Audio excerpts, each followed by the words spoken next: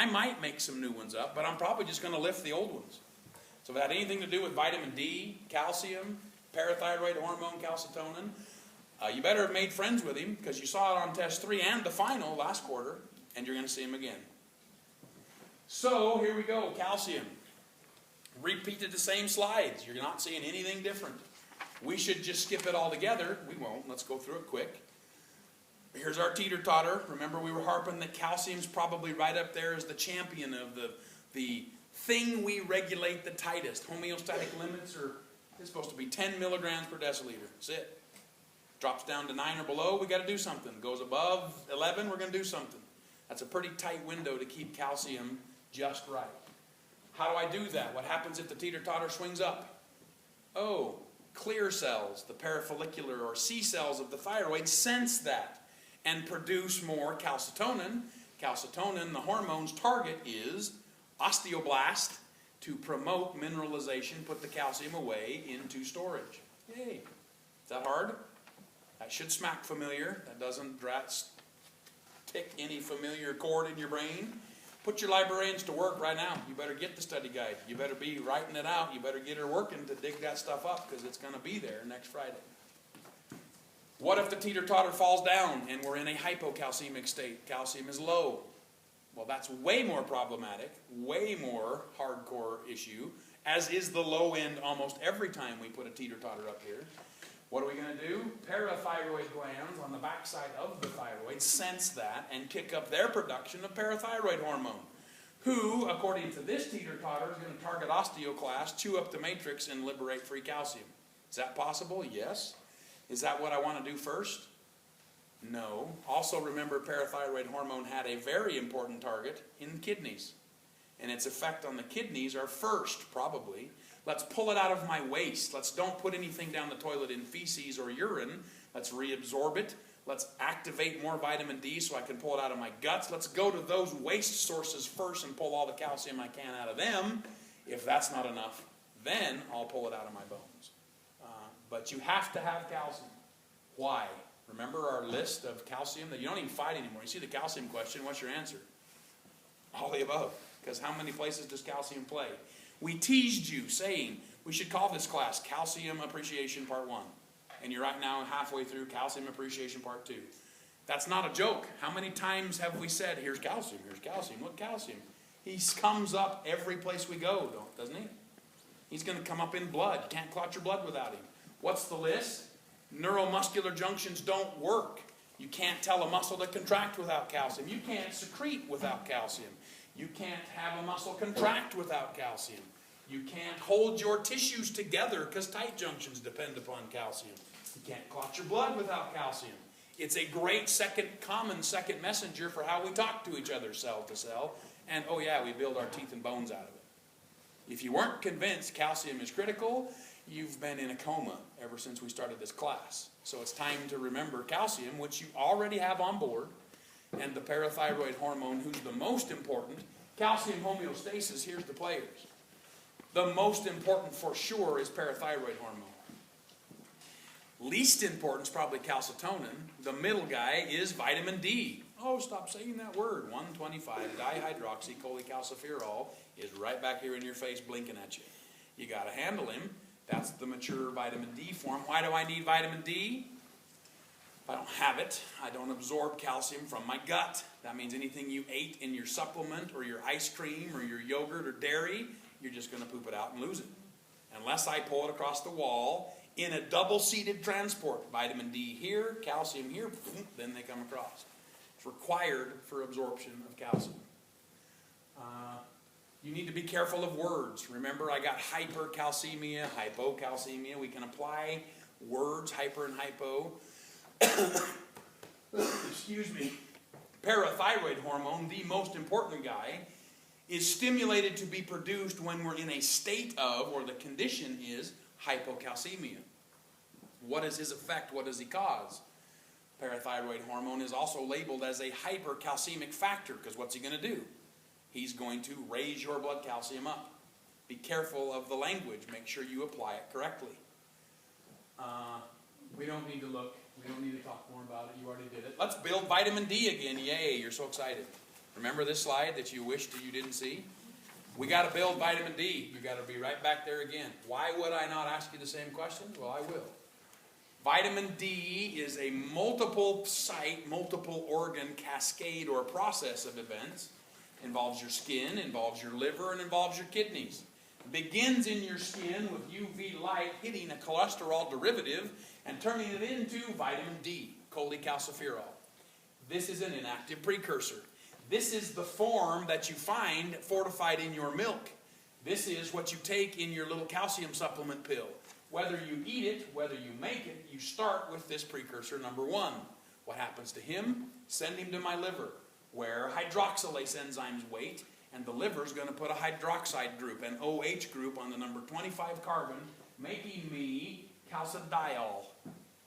Okay, he's also inactive, doesn't do anything except be conducted by your blood to the kidneys, where we have another set of hydroxylase enzymes that are going to stick another hydroxide group on the number 1 carbon, giving me 125 dihydroxy cholecalciferol, mature active vitamin D3 or calcitriol, that then this molecule can go sit on the transporter in the gut and pulls calcium across.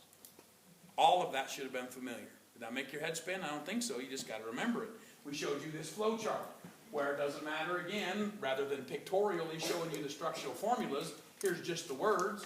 Eat it or go out in the sun and get radiated.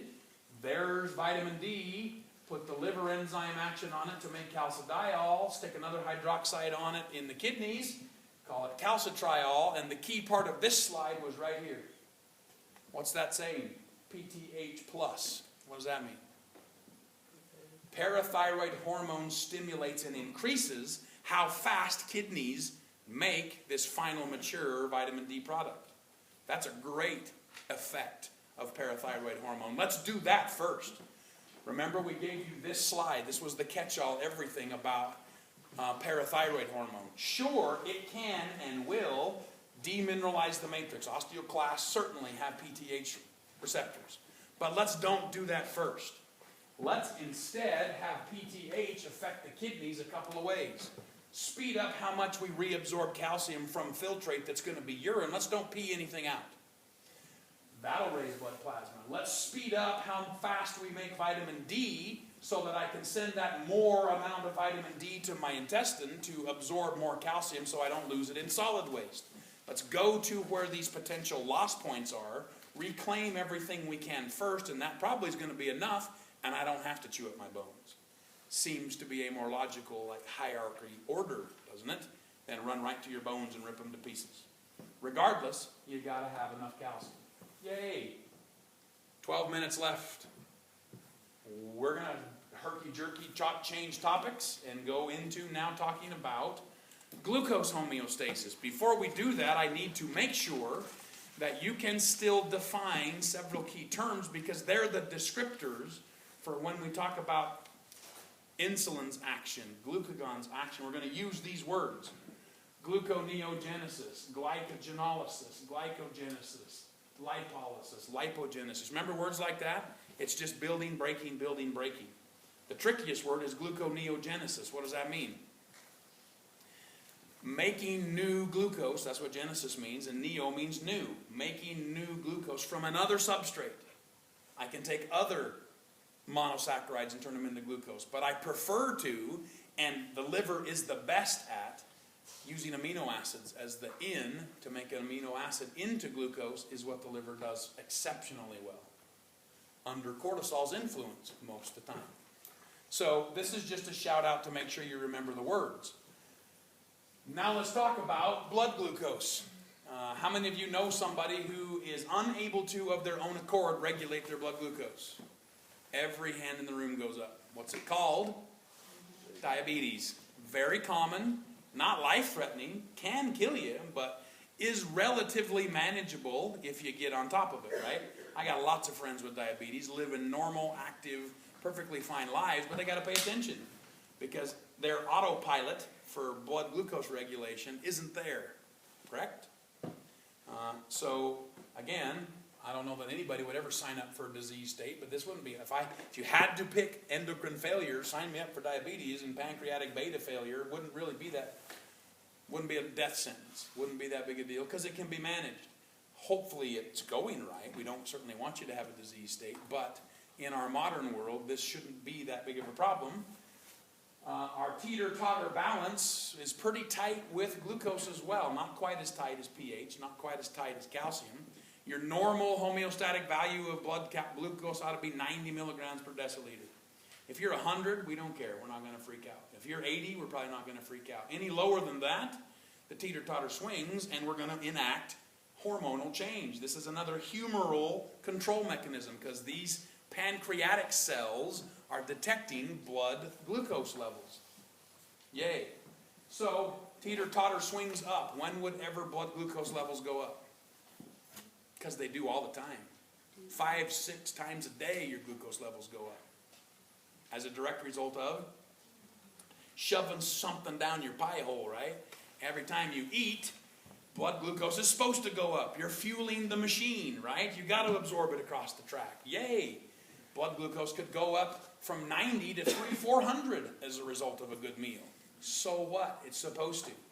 But that rising above 100 probably is going to stimulate pancreatic beta cells, and they're going to secrete insulin levels. So blood glucose goes up, insulin hormone levels follow it. What does insulin do? Insulin is very widespread. Insulin has targets just about everywhere. This is another instance, even though we're not going to go there. Most tissues are targets for insulin. There's a couple notable exceptions, like the brain. But most have a insulin-gated glucose transporter. It's the GLUT4 transporter. Insulin's bound, shape is changed, and that sucker can pump glucose in. That's kind of cool.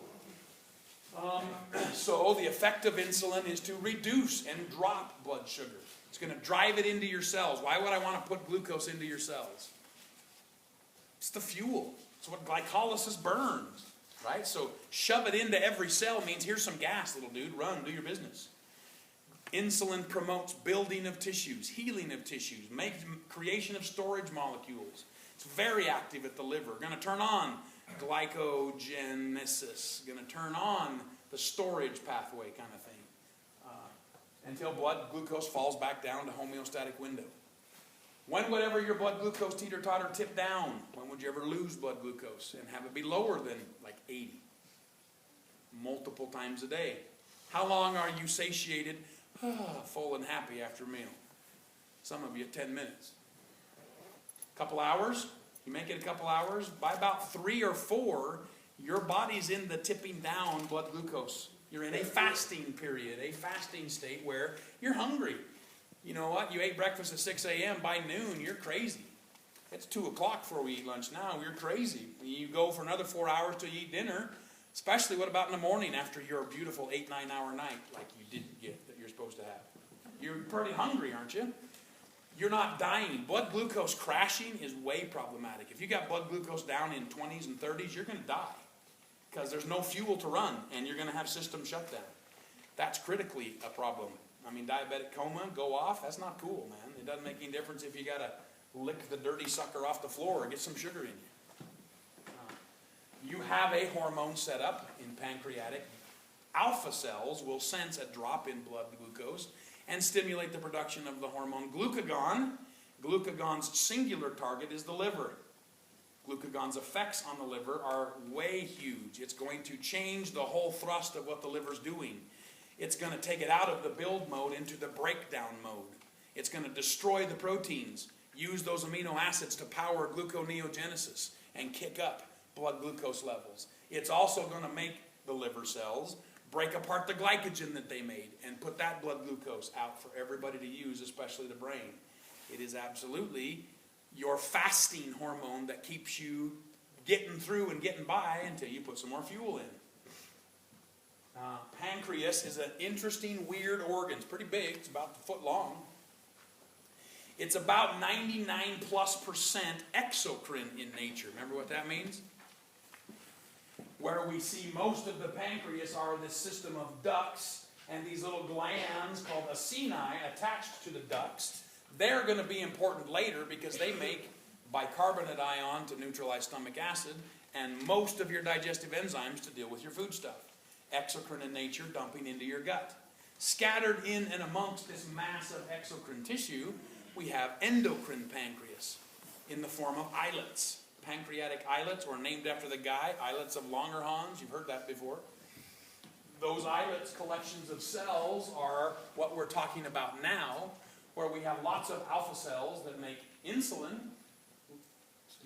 beta cells that make insulin. Get that mixed up in your head, you're screwed on the test. Beta cells making insulin, alpha cells making glucagon are our main types of pancreatic islet cells that we're going to care about. The next slide, if we had more time to explore, we'd tell you there's more. We'll just introduce them to you. Pancreatic beta cells produce insulin in response to elevated blood glucose. Pancreatic alpha cells are turned on and make glucagon in response to depleted, dropping blood glucose levels. There are cells called delta cells that make somatostatin that we're not even going to explore. They used to call them PP cells, but that's probably offensive, so now they call them F cells. They make pancreatic polypeptide. We're not even going to talk about that. What do you have to know? Alpha cells and beta cells. Beta is insulin, alpha is glucagon. Better be firm in your head or you will miss questions. Here's insulin. Wanted to show you a little side shoot. Insulin, this is from a cell biology textbook. Insulin is a peptide hormone. Insulin isn't a straight line. Right off a ribosome, we make this insulin sequence that has no biological activity. We've got to do post-translational modification. We've got to fold it. We've got to attach it with disulfide bonds, and we've got to cut the connector piece out to present my little two fragment here joined together insulin that does have lock and key fit in the receptors. Kind of funky that beta cells have to do some work to kick out insulin. This is a very important slide because up till now, and probably if you went on the street and said, tell me what makes your body make insulin, I think Joe Public on the street with half a brain would tell you elevated blood glucose. It's so common that it's not even that hard. But that's only one. Sure, right down here in the middle. It is the major control of beta cells. But what does this tell you? It's not the only. Look at other things that influence beta cell activity. Can you see both arms of the autonomic nervous system? Parasympathetic nervous system is stimulatory to pancreatic beta cells. Sympathetic nervous system shuts them down and turns them off. Food stuff causing gastrointestinal hormones to gut hormones are stimulatory to islet beta cells. Amino acids, the other macromolecules, stimulate beta cells. Sure, blood glucose is key. Right down the middle is major, but it certainly is not the only. We have multiple ways to get beta cells rallied to make more insulin. What else I see on this beautiful flow chart is the bottom box. You talk to Joe Public and poll, what's the effect of insulin? Lower blood glucose. Yay, we win. Wrong. That's only like 15% of the answer. Insulin stimulates the uptake of every of the macromolecule classes. Sure, cells are going to take up more glucose. They're also going to take up more amino acids. They're also going to take up more triglycerides. Excuse me, more free fatty acids and glycerol. Insulin stimulates build. We're at a time of plenty. You just ate a meal. Here's everything that you ever need. Take it and do your business. Make your stuff. Build your proteins. Build your storage molecules. Yes, you can turn the sugared up Twinkie with a half-life of a millennium into butt fat. Absolutely. Because we can interconvert any of the macromolecules. Let's do that just activity in the waning seconds, insulin on each of the macromolecule classes. What's it do to carbs? Facilitates the transport of them into every tissue that's got this GLUT4 receptor, because it's the insulin-dependent one. Very few don't have insulin receptors. It's going to stimulate the liver especially to build glycogen. I don't want to break anything down. I don't need more. I got 400 milligrams per deciliter in my blood. This is a feast moment, right? Glut, glut, eat, build is what insulin's going to stimulate. Fats, it's going to make adipocytes take glucose in faster, make them turn that glucose into fatty acids. 2 carbons at a time, we build a fatty acid, we take the fatty acids and build neutral fat. Yep, you can take that Twinkie and turn it into fat. Absolutely. We're going to promote the entry of free fatty acids and glycerol. We're going to build fat because fat's food storage. We're going to affect proteins. Protein amino acid uptake, protein translation speeds. We're going to build. What about glucagon? Stay with me for one more minute, we'll be done. Glucagon's going to flip completely opposite. It's going to stop the build mode and turn on the I need free glucose breakdown catabolic mode. We're going to bust apart our proteins and run gluconeogenesis. We're going to break apart our glycogen. We're going to break apart our fat because we need all the fuel that we can get because we don't have enough glucose. The liver is the champion for this fasting response and glucagon's target. The liver is going to change its whole thrust from build into break everything down, including it's not going to make the bus anymore for any of the steroids. It's not going to make all the clotting factors. It's not going to make all the complement proteins. It's going to break them all apart and use the amino acids to make glucose. Yay, we're done with details. What do we do with sex hormones? We wait till the end. What are we going to do with kidneys and duodenums and stomachs and hearts? We'll do those endocrine functions when we get there. So we've covered all the meat in a dizzying whirlwind day. You're 1 minute late. Have a great extra long weekend to chew on it. See you on Tuesday when we do blood. No, we're done. Come back, we do blood. We're finished. Look, this is